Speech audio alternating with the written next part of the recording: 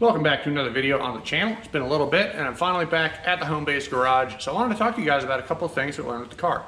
So while I was gone, it's kind of the first time I've really taken on any crazy adventures. It's been this year. Went to Virginia for like 2 months for a work course, and while I was out there, went ahead and sent it and brought the car with me. It was absolutely awesome. Well worth it. I have a lot of friends out there that I've been trying to kind of get the car out and about and show. Dude has the S550 Mustang, really awesome. We did some cruises through some of the mountain roads. And although this car's not set up for it, it still did all right in my opinion. Definitely not pushing it like crazy, and there's a lot of stuff we could do if we want to make it more of a curve-friendly car. Starting with probably putting the rear sway bar or front sway bar back on and getting a stiffer rear, but it is what it is. For the most part, I had fun. Also learned some stuff about the Supercharger, learned some stuff about pulley sizes and differences there I want to go over later. I have some decent data on the intercooler system I want to talk to you guys about, and really that's about it. And we also learned that the stock mufflers, in my opinion, I think sound better in the courses in terms of just driving inside the car. So I think I'm going to change those out and probably get rid of the courses. They sound really, really awesome at idle. They come through on camera really nice. But that mid-range, when I'm trying to just drive around and enjoy the car, it's kind of brutal, to be honest. Like, I feel bad for people around the car when I'm trying to drive. And it's just like this, bah, bah, bah, bah, bah, going down the road. You know what I mean? Like, it's just not good. It sounds like it's too raspy. So I'm going to probably kick those and go back to the stocks with the tips we welded on. I like the way that sounds, and I can drive it, get on it, not alert the entire county that I'm on anything. So all in all, I'm pretty happy with that. So right now, as you can see, I am back. I'm unloading the car off the trailer. I had quite an adventurous drive with the Expedition. That was unfortunate. I'll get with you guys about that. Well, we can chat about it now, I guess. So torque converter started having some really bad shutter issues on my way to North Carolina and back. So I ended up replacing the torque converter. AutoZone sent the wrong one. So it's from TC to converters. It went to a 6R, not a 6R80 transmission. So went ahead and got rid of that. Put it in, didn't work, obviously it didn't fit. So got the 6R80 one from TC remanufacturing. That one fit, put the whole thing back together, and it sounded awful. It bogged the RPM. The converter was set up wrong. So I had to take the transmission out a second time, and we went ahead and put in a remanufactured one, or I think it was a brand new one, I don't know. But basically one from Ford. I went to a Ford dealership, picked up the OEM parts, put a new OEM converter back in, and the Expedition feels a lot better. Just to be greeted by a pretty nasty misfire going up a mountain. I was like, WTF? Pulled that apart, and I had a coolant hose T break on the heater core side. So replaced the T in the middle of the mountains. Thankfully there's a parts store, someone was nice enough to give me a ride. And needless to say, quite an adventurous ride with the Expedition. I was not anticipating on this trip at all. I thought it was even more reliable than the Dually, but Dually never left me stranded like that. The Expedition is having some problems. So I think it's back together now. We'll do some maintenance later on that thing to make sure everything's good, plugs and some other stuff. But needless to say, back on the car stuff. So I'm gonna go ahead and finish getting it unloaded while it's up on the trailer. It's actually, hold up, pups, really inconvenient to get to the mufflers. So I'm gonna go ahead and change the mufflers out before I take it off, give it a spray down. We have some remnants of the hurricane around here, so we'll go ahead and get all this cleaned up. And even though we're in Illinois, we still got a decent amount of wind and some rain yesterday. So we're getting there, but everything else seems to be good to go. So I'm gonna go ahead and change out the mufflers. We'll get it off the trailer, and then kind of go over a couple things. There's some blower talk I want to talk about, and blower changes potentially, and definitely the intercooler system we'll hit on in a bit. So without further ado, see you guys in a little bit. All right, so you got the car back in the garage. Just got the stock mufflers back on like I was saying. So sounds nice and good. Courses are over there. I don't know if we're gonna keep those or sell those yet. I'm torn on it. We shall see. But moving around. So a couple things. I guess first we'll start in the back. So I did notice that pretty early on my trunk tank was leaking pretty bad. I don't remember if I addressed this in the last video, but basically it was leaking around a bunch of stuff. This seal was leaking pretty bad, and one of my fittings over here that goes to the ice tank, I guess I can just pull it off and show you. That fitting over there is leaking pretty bad, and it kept filling up this whole thing with water, which is obviously not good. I don't want rust issues. I don't want any of that crap to happen. So I put a new breather on, which is this, and that seemed to fix kind of it pushing out of any seals. And then what I wound up using was the Right Stuff gasket maker around here, and it kept everything nice and happy. So no worries there. Everything seems to be good. Just kind of wanted to small ice tank update. And the main purpose for doing the 1-inch lines, more specifically that CWA 400 pump, was I wanted something with more OEM reliability than the bilge pump that was in there. So it seems to have done the trick. Moving around, the main thing I wanted to talk about today was some of the blower stuff. So I've been kind of going down a rabbit hole with the 2.3. I've noticed my boost ever since doing the cams will kind of spike and then fall off on the upper end.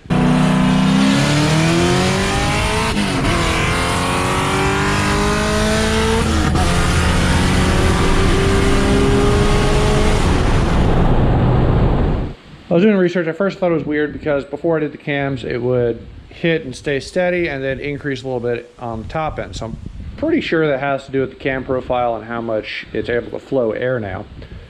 So that's a little interesting. I also noticed that finally just pump gas and the 2.6 pulley with the 10% lower seems to be perfectly safe. The car definitely gets up a lot more than the 2.8 and feels pretty solid. So I'm learning a couple of things. The main takeaway is, one, this blower needs to be spun and spun hard with this motor to get power out of it. I'm willing to bet that we were probably mid 600s with the 2.8, and this is probably closer to that 690, 700 mark. Just based on how it feels, based on the 60 to 130s we did last year and all that. And the main reason for that is timing's pulled out of it. It's at that nice, happy pump gas level, and that's kind of where we're at. So going forward, this is kind of where things, I'm a little bit curious. I'm debating on going over to a different blower. I think the 2.3 is awesome for a stock cammed car, or a stock cams car. I think it makes plenty of boost to make all the power you can need. What I don't like about it is that it's got to be spun kind of stupid hard to get any good power out of it though. So there's a couple people on there, specifically the guy with Lund, Alex, he talks about 2.3 is the best in the world, and it does make good power, but I've noticed on the 13, 14 GT500s, it makes more power, and on the Coyotes, it makes tons of power, all the power you could ever want. So I've been looking more into why that is, and the answer really comes down to the compression. So this is an 8.1 to 8.13 or something like that to 1 compression ratio. It's a really low compression motor. For comparison, the low compression Illuminator is 9 to 1. The stock 13, 14 GT500s, they bumped it up to like 9 point something to 1 compression, so it makes a little bit more compression. And it's happier with the 2.3 liter. Those things sail. But with such a low compression motor, you need to really up the boost to get that air in there and actually get more power out. So I thought that was interesting. I think that's why they're so responsive to the 265 from VMP or the other bigger blowers. So the current baddest blower on the market is by far the Whipple 3 liter. The Gen 5 3 liter for this car absolutely makes some crazy power and a low boost. That's the other thing. So being that we're not on E85, this is a pretty much pump gas car. The big thing I've noticed with talking to some other people about their blowers is they use they basically make the Whipples make less boost. They'll make 18 PSI, 17 PSI, and belt out over 700 horsepower. This thing with the 2.6 pulley and 10% gets about 17 PSI peak, and it kind of stays around there. So the 2.5 though is a little bit more power. It bumps up to 20 and then falls down to about 18. So if this one bumps up to like 19, falls down to 17. It's just kind of the how it is. So it's interesting. And to be honest, like going from the 2.5, it does pick up a good bit. So what I want to do before I go ahead and start jumping down the rabbit hole of spending more money on blower stuff, because this combo is awesome. I like it. I think we're going to get it to the quarter mile and possibly get it on a dyno with the 2.5 pulley and the race tune, all the octane booster, and actually see what this combo does. And my goal is I want to be trapping around 135 in the quarter mile. High 130s would be sweet. And if it makes like 750 something horsepower, that's kind of where I want this car to live at. So I have an opportunity ahead of me potentially to do a even trade for a 2.9 Gen 4. So not quite as good as the Gen 5, but that blower has a lot more room to grow. This thing is kind of getting peaked out where it's at. Unless we did a motor build and up the compression, I mean, this blower, it is what it is. I mean, it's kind of getting capped out for this combo. So we shall see. For right now, though, I'm going to leave it alone. We could always do overspin the crap out of it with the 15% and 2.4, but I think that's kind of, at that point, negligible power. I think the heat that it's producing is starting to get kind of out of hand. So with the line upgrades and everything, like I said, this combo is good, but it's just something I was noticing. So let me know what you guys think down in the comments. I think that's my biggest kind of talking point at this point with this whole combo. I know that there's another guy that I was talking with. He has the 2.9 Whipple, makes 17, 18 PSI, and he was trapping 135. This car just won't do that. Not on this blower and this pulley combo. It needs a lot more boost to be able to do that same make that same kind of mile per hour. So it's just interesting. But like I said, let me know your thoughts down below. So I'm gonna go ahead and move the car out, get it washed up, get the Expedition all washed up just because it's been a while. And I kind of think on that a little bit more and see you guys, I guess, in the next one. So I'm gonna go start it up, pull it out, get it washed up, and then I'll probably close out this video.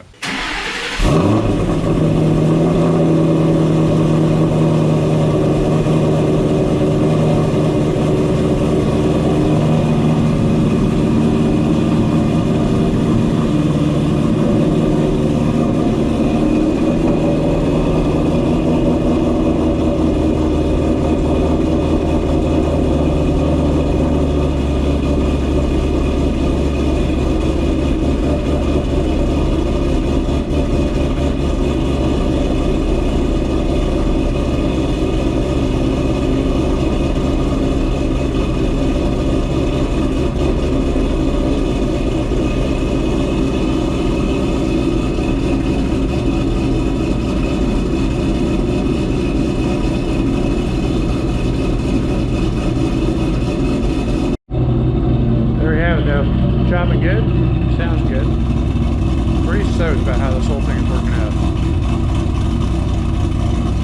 Just a damn good sounding car, you know what I mean? Freaking awesome. So I'm gonna go get this thing cleaned up a little bit. She deserves it, a bit of dirty, driving around a bunch, and put it back in the garage. Finally back home.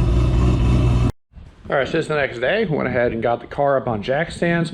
While I was out there, I did actually pick up a weird vibration that seemed to be getting kind of worse. Was not ideal, and I also picked up a weird metallic ping, like the drive shaft hitting something every time I shifted. So, pardon the power washer. So every time I was under here, I have been looking around multiple times. This is all since the last video posted, so it's been about 2 weeks now. So I've been under the car multiple times, and I found a couple of things that I thought were the issue. Well, I got back to where I'm at here, and I'm still finding little issues here and there. So I want to go ahead and show you guys underneath, just because this is actually a genuine safety concern. And this is no one's fault. It's definitely my own. I installed everything, and well, you guys are about to find out. So this is one of those things where it's like, don't ignore issues. If something doesn't feel right, it's probably not. And glad to say they're all sorted now, but I want to show you guys what I found. So underneath the car, if you guys remember, I had the drive shaft out for the transmission rebuild. We got a new drive shaft in here, a whole bunch of other stuff. So first issue, so all 4 of those drive shaft bolts right there, that was my metallic ping. They had backed out just a tiny bit, and it was enough to let the shaft slip on the yoke just a hair. So moving it back and forth, it was enough to slip and get a pretty nasty ping. So crazy, I did not expect that. And moral of the story, I went back, and when I pulled them out there, definitely did not apply fresh for thread locker, and absolutely screwed myself there. So that was the problem. Seems to be good now. I didn't pick up that ping till pretty close to the end of the trip, so I think it was fine up until we got there. The next thing, the MGW. So if you guys remember, I bench assembled that, and apparently I never went back and tightened those 2 side bolts or the 2 pins that go back there. So pardon me, I know you can't see very well, but basically the pins have a stop around them so it can't actually fall out, which is a nice design. And those bolts really can't back all the way out either, but still. Got under there when I was looking around for this ping noise, and I noticed my shifter, the lock washers were expanded just a little bit. So all 4 of those were a little bit loose, and then the 2 set bolts on top of there were loose. And I know I didn't tighten them because they were quite stuck with thread locker, meaning I had applied it, but I never actually tightened them all the way down, which was pretty dumb.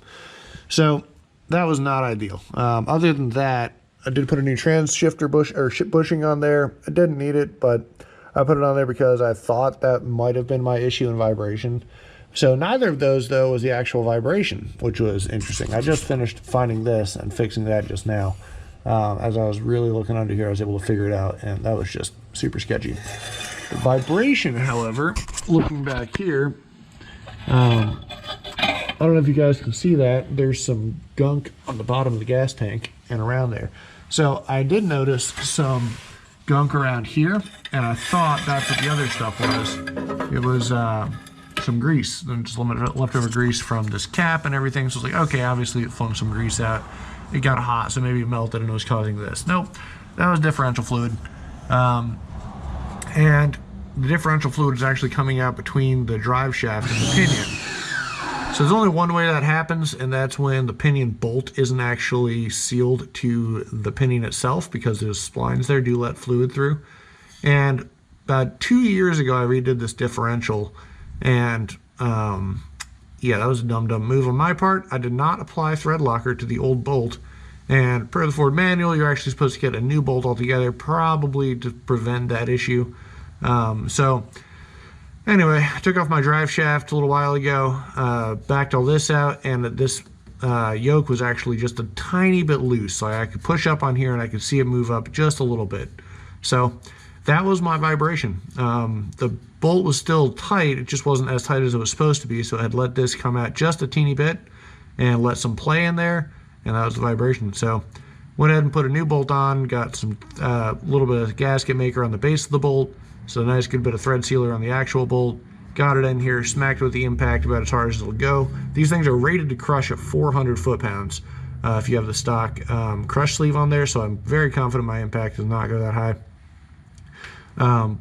But it definitely didn't move anymore, so got that. Don't mind the jack, I understand that it's here. The wheels are only a ½ inch off the ground, just so I could spin them. It's not actually, if it falls down, nothing's gonna happen, I'll be fine. So yeah, super sketchy. Tighten that up, put these back on, they're good now. Tighten up the front, put that back on, that's good now. I also wanted this year, I wanted to make sure I had plenty of spline in here, as this is a new drive shaft from an aftermarket, or from a local company. And yeah, the splines run all the way up to here, so I got plenty of contact. Just wanted to make sure that was good. But yeah, freaking nuts. So car feels way smoother now. Last time you saw my 60-130 video, like, I'm pretty sure it was a little bit loose back then too, because it was not ideal. So freaking crazy. Anyway, so that's more or less gonna do it for this video. Get the car back down, everything should be fine. It's just one of those things, man, like, you know, you think you're doing everything right, and this is why torque specs matter. Sometimes you get a little lazy and wasn't paying attention to it, and it almost bit me. So kind of a sobering moment. You get a little cocky sometimes working on stuff when everything never has a problem. But yeah, watch your stuff. If something doesn't feel right, definitely check it out and make sure everything's good. But on that note, other than that, car seems to be fine. I did take it for a test drive a little while ago, and it felt buttery smooth. At about 70, 80 miles an hour, I'd noticed a very definitive vibration that had been slowly getting worse. Absolutely that pinion. So freaking nuts. Like I said, wasn't what I expected, but it definitely was something to take note of. So I'll see you guys in the next video. Hopefully do some more GT500 stuff, might get to the Trek, I don't know, but I wanted to give you an update now that I'm back and kind of sorted out some weird issues that were going on. But let me know what you think about the blower stuff and a couple other things. I think, I don't know, we'll see. But thanks for watching, guys, and I will see you in the next video.